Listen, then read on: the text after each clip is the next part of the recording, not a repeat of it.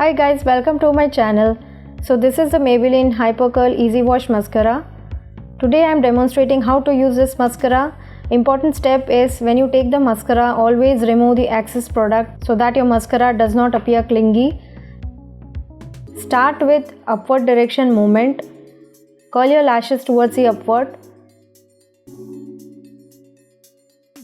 Next, after curling it upwards, move it in twisting direction so that all your lashes get separated. You can apply 2 to 3 coats to get the desired result.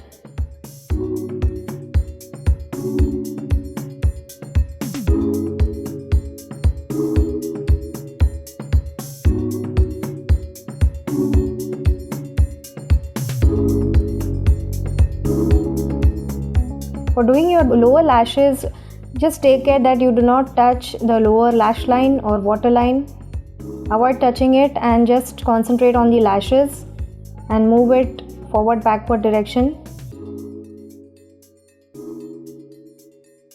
I am doing the other eye in the same way.